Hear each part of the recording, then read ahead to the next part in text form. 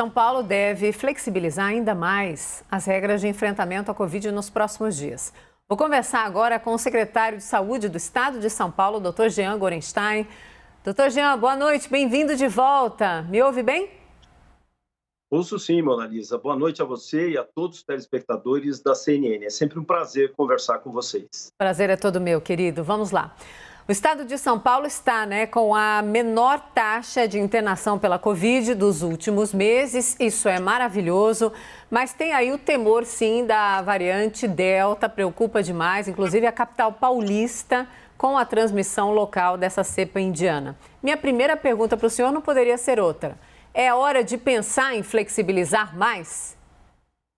Na verdade, o que nós temos feito são ações absolutamente seguras, que ao mesmo tempo que nós expandimos a vacinação, nós mantemos as medidas sanitárias, evitando as aglomerações e fazendo e mantendo as exigências do uso de máscaras. Isso é fundamental.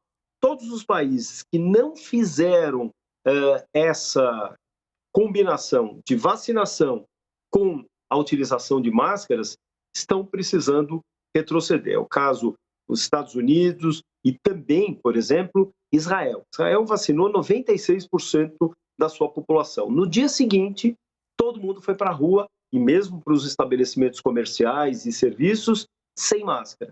E hoje eles são obrigados a recuarem nessas medidas. Sim, doutor Jean, sempre que o senhor está aqui, eu aproveito então para conversar com o secretário e também com o infectologista, esse que eu conheço há muito mais tempo. Vamos deixar claro por que é tão importante continuar usando a máscara. Como o senhor disse, então, em qualquer lugar do mundo, acabamos de ouvir que os Estados Unidos estão voltando atrás, pedindo sim para as pessoas usarem a máscara o tempo todo. Por que a gente precisa usar a máscara, apesar do avanço da vacinação e olhando especialmente para o contágio dessa cepa, a cepa indiana, a cepa Delta? A gente sempre falou que a vacina ela tem como objetivo prevenir formas graves e fatais, ou seja, impedindo as pessoas de terem quadros que necessitem internação e que morram. Mas ainda existe a chance de quadros leves, com poucos sintomas, mas a transmissão pode continuar acontecendo. Você vê o que está hoje acontecendo nos Estados Unidos, com uma perspectiva de um grande número de casos a cada dia. Ou seja, é muito importante que essas duas medidas sejam bastante mantidas, uma vez que nós temos que continuar preservando a vida e também a economia. É importante que nós voltemos ao nosso novo normal. E o nosso novo normal, como disse, é utilizando as máscaras. Então, o senhor está dizendo para todo mundo que essas medidas, sim, de flexibilização provavelmente virão, claro, mas independentemente delas acontecerem ou não, os cuidados não podem ser diminuídos. Mas o nosso cérebro, ele é muitas vezes traiçoeiro. Está todo mundo exausto, de usar máscara. Está todo mundo exausto de não poder andar, circular, não poder ver as pessoas que a gente ama, beijar, abraçar, ter uma vida basicamente normal. Apesar de tudo isso, qual que é a mensagem, então, da ciência? Dessa ciência que o senhor também representa? É a não resposta, por exemplo, ao não conhecimento sobre a verdade absoluta dessa cepa Delta, que a gente sabe que ela é mais transmissível, mas a periculosidade dela ainda não se sabe exatamente? Na verdade, a gente sempre vai olhar aquilo que aconteceu, por exemplo, na Índia, onde ela inicialmente surgiu. Quando você vai ver, ela não só transmitiu rápido, tendo uma celeridade muito grande, comprometendo muita gente, mas também levando a quadros graves e fatais. Por quê? Porque naquela oportunidade ela pegou uma população vulnerável que não tinha tomado a vacina. Quando você vai olhar, por exemplo, o Reino Unido, o que acontece? Você vê que você teve um número relativamente alto de casos, mas você não teve gravidade desses casos e não impactou na internação. Então, isso está intimamente relacionado com o aumento de transmissão, mas encontrar uma população vulnerável, qualquer uma das cepas é capaz de promover, principalmente naqueles grupos que a gente bem conhece, que são os idosos, portadores de doenças crônicas, problemas no coração, no pulmão, diabetes, esses podem desenvolver formas graves de doença. Felizmente, hoje, por exemplo, o estado de São Paulo, ele já tem 75,7% da população alvo, aquela acima de 18 anos, vacinado com a primeira dose. E 57,5% de toda a população. Isso é importante. Então, nós temos que manter a celeridade do processo de vacinação e continuar fazendo a exigência e a obrigatoriedade do uso das máscaras. Sem dúvida. Doutor Jean, tenho duas questões ainda sobre vacinação. A primeira delas é sobre essa questão que está sendo discutida e a gente repercutiu bastante hoje, do Ministério da Saúde, então, afirmando que a pasta estava avaliando, então, reduzir o intervalo entre as doses da vacina da Pfizer dos atuais 90 dias para 21, exatamente conforme a bula. Quero ouvir o senhor sobre isso, doutor Jean. Na verdade, essa prerrogativa ela só vai acontecer, isso inclusive por uma interlocução do CONAS, o Conselho Nacional de Secretários da Saúde, que entendem que neste momento nós precisamos vacinar o maior número de pessoas possível.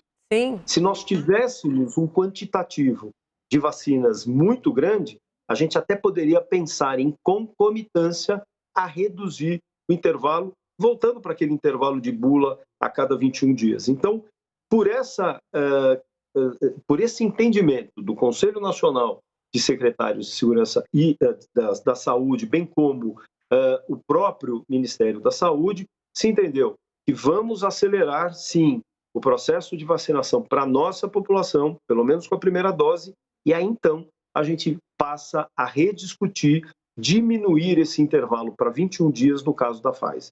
Secretários de Saúde estão dizendo que o ideal é pensar nisso lá para setembro. O senhor concorda, então? Sem dúvida. Eu acho que nós temos que, primeiro, acelerar e manter exatamente o processo de cobertura e de proteção para a nossa população. Lembrando que o Estado de São Paulo tem como dia de esperança agora, dia 20 de agosto, onde nós teremos dado a primeira dose de vacinas para todos os brasileiros de São Paulo acima de 18 anos. A partir do dia 23, nós começamos uma nova etapa, Sim. que é a imunização, a vacinação do público adolescente, de 12 a 17 anos e 11 meses, começando com as adolescentes grávidas e aqueles também portadores de doenças crônicas, e aí a gente associa síndrome de Down, autismo, que são grupos que merecem também a nossa proteção. Quando nós encerrarmos esses grupos, aí sim a gente reduz a dose ou intervalo de dose da Pfizer. As últimas vezes em que eu conversei com o senhor ou com o governador João Dória, estava muito importante ali para vocês, gestores, para os senhores gestores, a questão da antecipação desse calendário, então, dos vacináveis, né? Até 18 anos, fechando em 20 de agosto. Isso está mantido? Dá para ser cumprido, doutor Jean? Nós colocamos como compromisso do governo do Estado de São Paulo, sob a liderança tanto do governador João Dória como do vice-governador Rodrigo Garcia, de em até 20 de agosto. Olha lá, estou dando em até. Pode ser antes, então? Olha aí. Então vamos aguardar. O importante é que a gente realmente possa proceder essa vacinação. O governo do Estado de São Paulo comprou, adquiriu mais 4 milhões de doses da Coronavac para poder imunizar a nossa população e dar, sim, a proteção a todos. E por isso, esses impactos na redução das internações, só para se ter uma ideia, sim. São Paulo, o município de São Paulo tem 45% da taxa de ocupação e nós temos 6 mil casos de pacientes internados nas UTIs. Lembrando que naquele ápice, no pico da primeira onda, no dia 15 de julho do ano passado, nós tínhamos 6.250. Portanto, temos bem menos pacientes internados do que o pico da primeira onda, mas, por isso, a nossa atenção, tanto de progredir a vacinação, como da obrigatoriedade do uso da máscara. Quero voltar, ouviu agora o infectologista, claro que o secretário também, mas a sua opinião como especialista. Nós teremos sim que pensar numa terceira dose para algumas populações no estado de São Paulo, especialmente quando a gente olha para a questão da Coronavac ou de qualquer outra vacina, ou dos públicos que precisam de mais proteção? nós temos todas as quintas-feiras a reunião do nosso Programa Estadual de Imunização, que é liderado tanto pelo governador João Dória quanto pelo vice-governador Rodrigo Garcia. Mas é interessante que fazem parte desse nosso encontro tanto profissionais médicos das várias especialidades, pediatria, ginecologia, também membros do centro de contingência, pesquisadores do Butantan, e todas as ações e estratégias do nosso plano estadual são discutidas nesse comitê.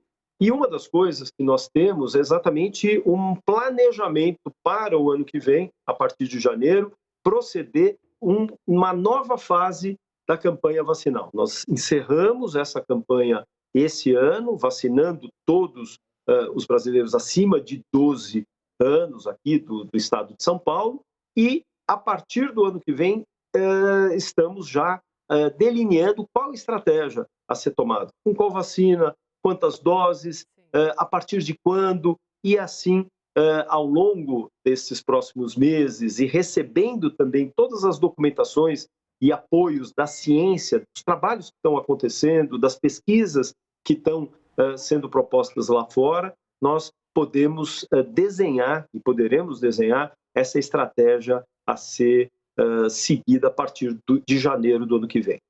Doutor Jean, muito obrigada por mais uma vez aceitar o nosso convite, conversar comigo. O papo é sempre ótimo, então até uma próxima, doutor Jean. Mona, muito obrigado. É sempre um prazer falar com você e com todos os telespectadores da CNN. Muito obrigado. Obrigada. Adoro quando o doutor Jean me chama de Mona. Tchau, querido. Obrigada.